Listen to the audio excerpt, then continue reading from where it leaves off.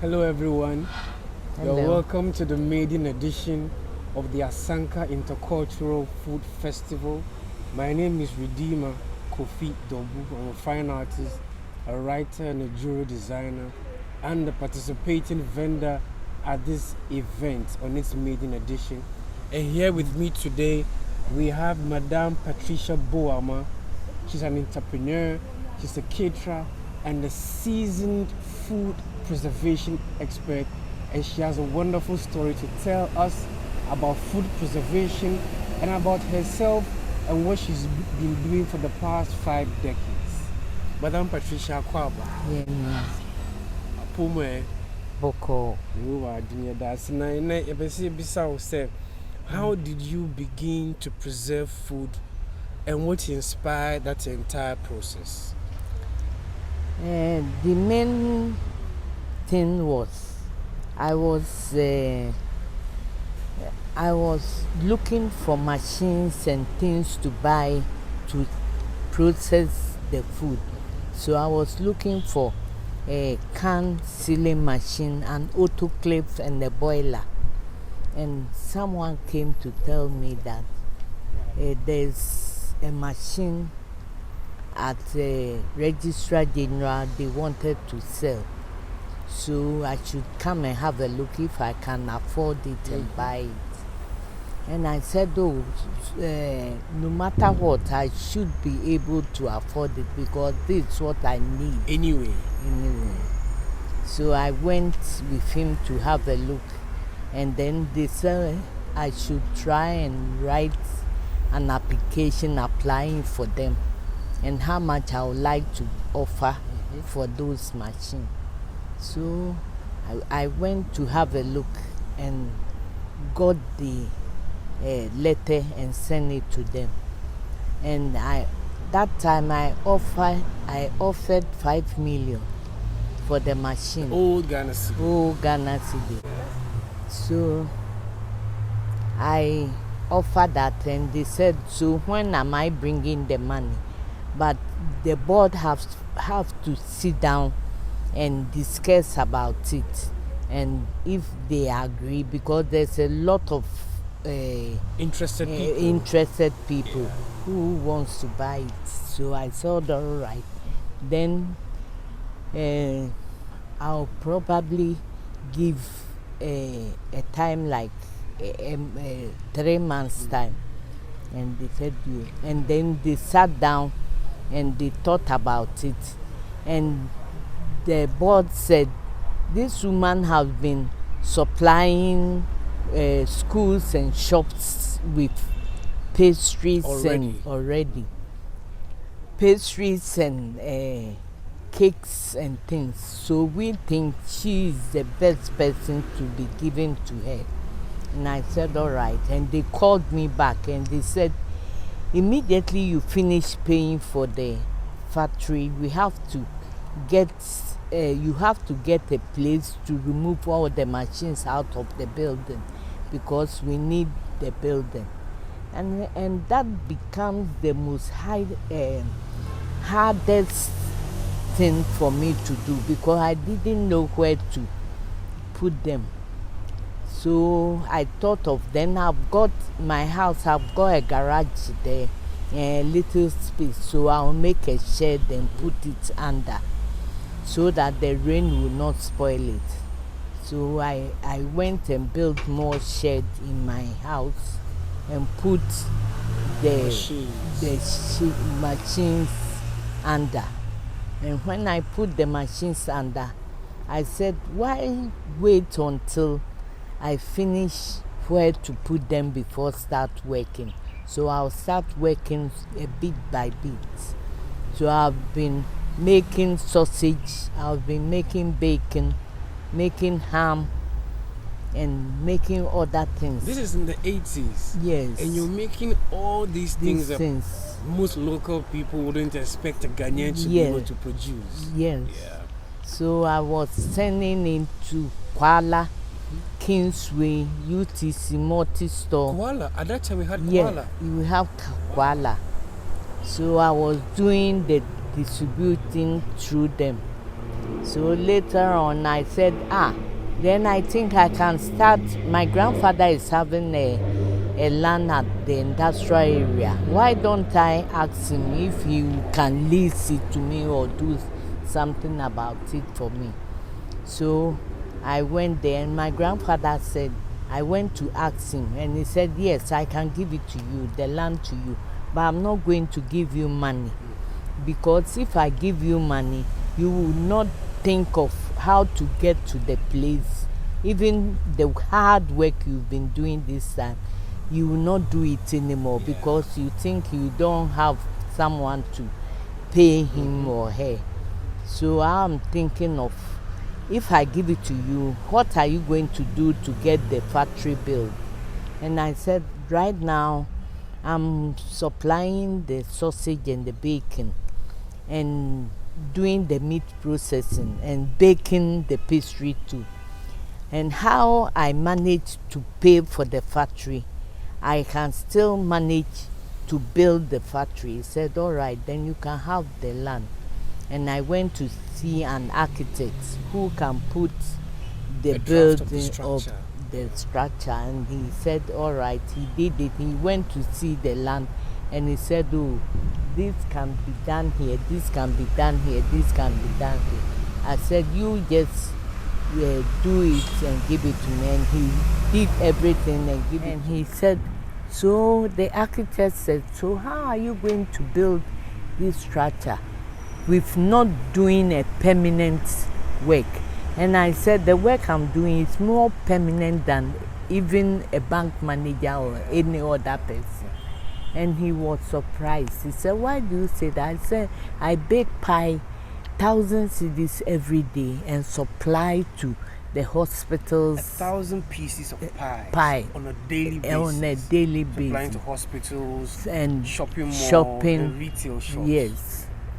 And he said, then we are surprised you can get that amount. So how do you manage to get your money? I said, I collect them on monthly basis. Did you have employees under you helping? Oh, I had only 2 people helping me. Only 2 people? Only 2 people. And your basic capacity on an average is 1,000? 1,000. And I'll send some to a police hospital, rich hospital, some to a multi-store, and then Kingsway. And when I finish supplying, then I'll come back to make the sausage and the bacon and whatever. And then I'll add, I will freeze them and supply them to the shop. They too pay me at the end of the month.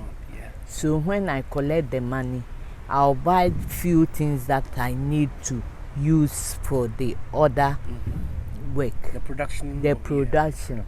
And then I'll manage to buy what I need and use the rest of the money, get cement, get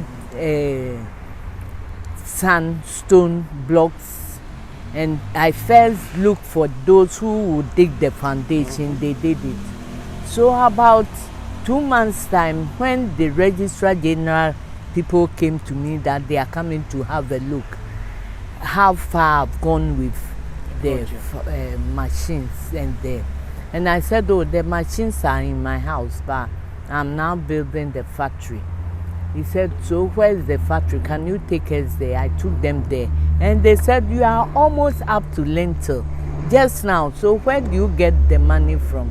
And I said, from my pies. And he said, how can you get pie money to build such a big factory? I said, I had an architect to design everything for me. So every month I think of what to buy to put into the building. And they said, oh, then this you will soon finish. And they were really surprised that you can bake pies and then put up a structure Madam like Boamah, please tell us, do you have any previous experience in management, in business, that helped you to explain, especially to move funds from your revenue from your supplies into managing the equipment and then actually building the structure and even paying, for instance, an architect to put together the blueprint for you? So I was living in London for about 6 years and I decided to come back home. So when I came, I didn't have any work to do. So I decided, before I was there, I went to evening school, and then daytime I'll work at the factory, and I was working in can factory. That's You're working in the cannery factory. And what were you studying in school? Evening school, what were you studying? Food. And the cannery factory, I go there in the evening. I go to the school in the evening, and the cannery factory, I work in the day. In daytime. So when the white people ask me, why are you working in a cannery factory? And I said, I want to build my own factory when I go back to Africa. And all the white people will start laughing. They say, how can you go and build a cannery factory on a tree or what? Because we've heard that you people live on the trees. And I said, you'll be surprised to see that I've built it on earth, not on a tree top. And so they were surprised. So when I moved my machines into, I finished within a year time. I finished the factory and roofed it. And I moved the machines into the factory. So I started producing palm soup, garden eggs, tomato pepper, and shito. So the government, I don't know, food, those who are... All these were canned, right? Were canned. Okay, so... Can we go? Yeah. So tell us, what was the food temperature of the country? Was there food? Because we heard that during the 80s, there was a period of drought in the country. I always contact the Standard Board. So they do come to my place oftenly to see what I'm doing, if it's right and if it's good. Then they ask me to go ahead and do it. So I was there. I had a chat, and they comes to look at it and tell me it's good, you can continue, and this and that.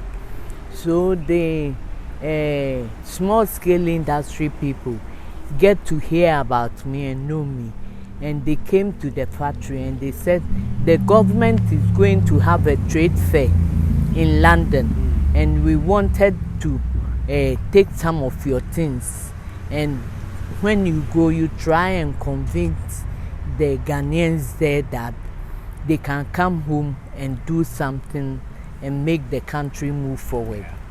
And I said, all right. So I got, they said, do you need money? I said, no, I've got my allowance from the baking and the things I do. So I will use that money to do all that. And they said, then the government will pay your hotel bill and then give you a ticket and go. And I said, all right. And I did everything. And I went to London with them. And they exhibit my products. I took a lot of things with me, and I exhibit the things at the Ghana stand at this thing. And a lot of people came to have a look. And they said, hey, and those I was working with at the cannery factory in London, they came there. And they said, you didn't put your factory on the tree. I said, can you see someone who can work on the tree and produce these things? And I end up giving some to them as present. And they said, hey, then Africans, they've really, and I said I took pictures of the factory and things along with me. And they were surprised. They said, we wasn't thinking that something good is going to come out from you people. If you think, because you've been working so hard here, and if we see you, we think we are not doing anything, but you've really done well. And when they go to the factory the following day, they will tell their managers and the people there that the colored girl who was working at the belt, she has gone back to Africa and brought things from her factory. And the following day, the manager and everyone comes there and they take pictures with me and the food minister we went with, and they look at it and they say, hey, then Africans not knowing they are not working here just like that. They are learning something. So before I start canning things, I know how to go about it because of where I was working. And I was going to school in the evening at Southgate College, North London. So when I go there, I learn what to do, and then in the morning I'll work at the canning factory. So I was doing it side by side, and that helps me a lot. So when the Ghanaians came, I told them that don't just do cleaning work here, sweeping schools and cleaning. Do something more challenging. Do something more challenging and do something that can help you if you leave London or any other and go back to your country. You can help by doing something else. Very, very inspirational story. Madam Boamah, I want to ask you this question. A lot of people, let's take our local industry. Yes. Tell us, how useful was your factory and your cannery business to the hunger that Ghanaians experienced during the 80s? Okay. There may have been other people who were canning things. But at that particular moment when there was scarcity of food, how valuable was the skill that you had and the infrastructure you had set up for actually the food industry? In Kulenu industry came to see me because she saw my products in town and some of the shops, and she came to see me and she said, will I like to join up with her? And I said, I've started, so I have to wait until I get foot on what I'm doing. And that time what she saw, someone brought this thing, snails from the interland to my place that I can can it for her, and we had about 50 cartons of snails, and she said she's taking them to Canada. Now it's all right, and she came so many times to can it because she's not having the canning machines and the autoclave. So when she comes, I stop everything and do it for her. And I know she was doing good business with it. And some people too come, they said, can you can spinach, contomere, things like that? I say, yes, I can.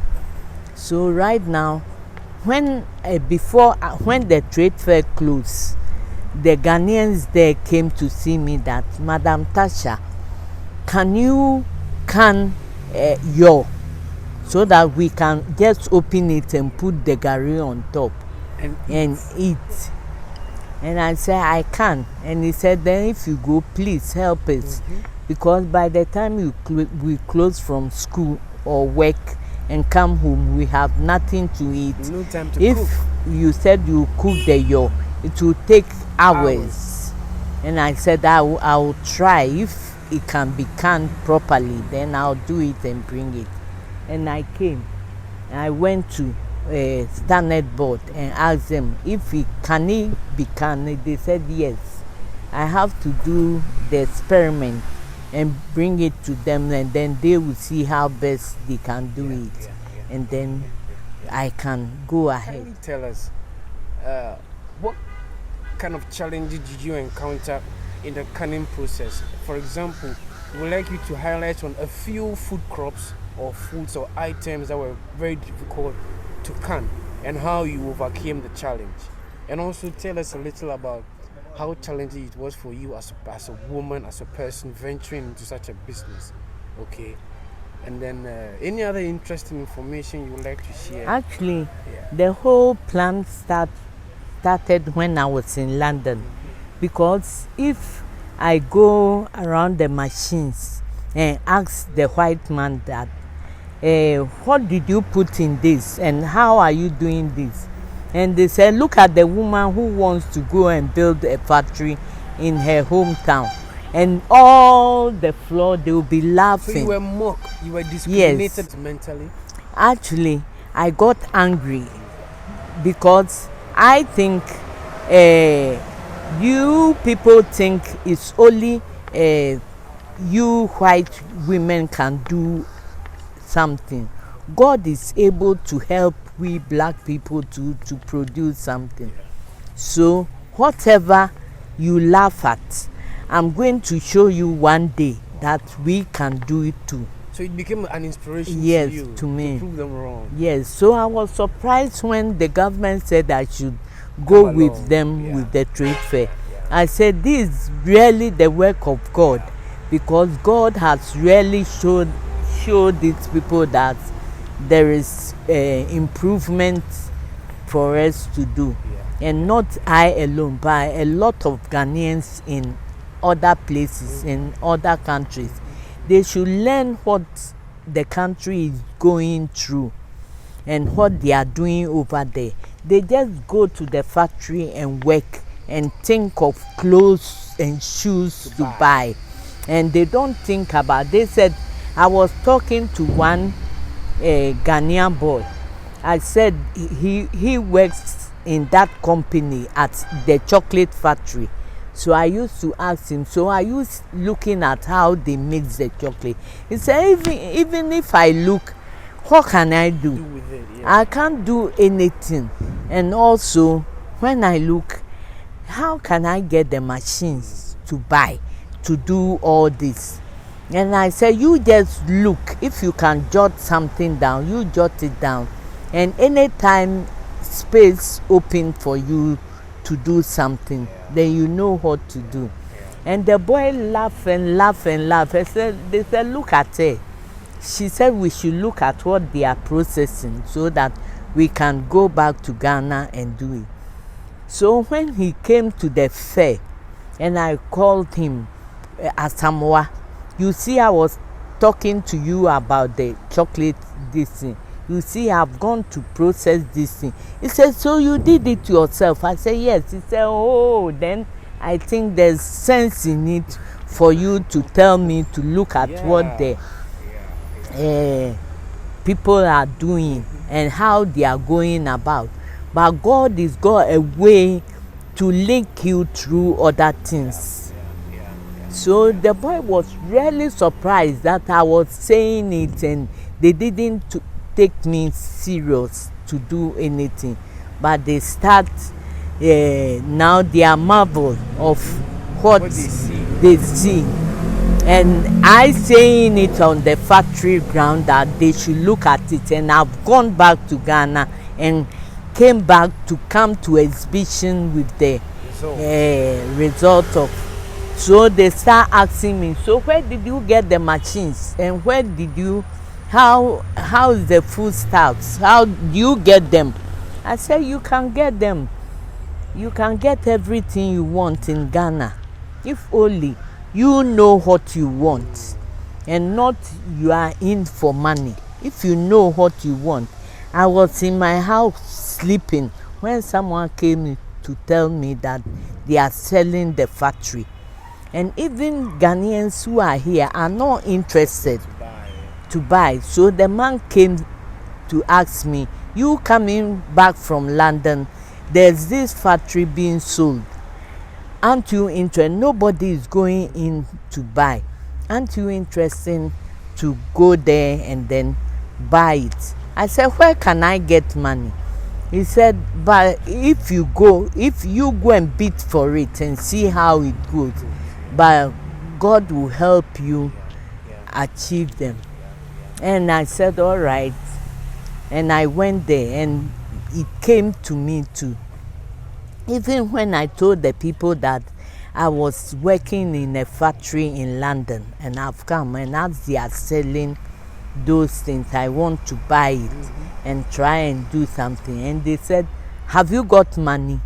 And I said, I don't have money, but I'll try and work and get what I need. And he said, so what work are you going to do? I said, when I was in London, we were, apart from processing food, daytime, if I don't do anything, I go to a cannery, a bakery, and we produce bread, pastries, cakes, and send it to the supermarkets. And if I see the amount of money they get, we can do the same in Ghana here. So I'd like you to tell us, Madam Boamah, there's so much potential in Ghana's agro-processing industry. Yeah. So much so that a lot of foodstuffs that are sold in the supermarket, very little of them are locally processed and produced. What message do you have for anybody at all or everybody in general? Because there's a lot of rich foods here that if they were processed or value were added to them in any way, it would help our economy and to provide employment among many other benefits. So as somebody who has decades of experience in this venture, what message do you have for the young people who are looking for jobs, who have probably begun what you're doing but are confused, who are struggling with what it takes to be an entrepreneur? Because from what you've said, with very little or no money or infrastructure or funding, you've been able to do a whole lot and of accomplish things. so much. Actually, my legs never got short at the standard board. Anything, I go there to consult them to give you an advice of. But I think the most important thing is you taking your mind out of things that is not valuable to you, and then try and do experiment with whatever you want to do and see how best you can take them to the supermarket and get more advice on how they want it and how they can help you go around it. That's more important. I think Ghanaians, we are more into funeral. They spend most of the time going to funerals, but whatever you want to do on this planet Earth to be able to survive, you don't think about it. You have to pray about it and discuss a lot of people about the thing you want to do. At least one person can give you advice on what you want to do. And then, but if he gives you the advice, you have to take it seriously and see what you can do. Hello viewers, there you have it. This is Asanka Intercultural Food Festival. My name is Redeemer Kofi Dobu, and here you have it, a wonderful discussion on entrepreneurship firsthand in a time when you don't expect a Ghanaian to venture into the production of things like bacon, ham, and other things that are conventional in the European and Western markets. She was producing those things here and canning them here. Okay, for me as a jeweler and as an entrepreneur, I mean, it's impossible to glean information from this interaction. You understand that as a startup, money is not all you need. You need insight. You need mastery over your area or chosen field, and you need to have firm interactions with those who you're producing for in order to standardize your product to meet their requirements. Thank you so much for staying with us, and once again, this is Asanka Intercultural Food Festival Television. Thank you.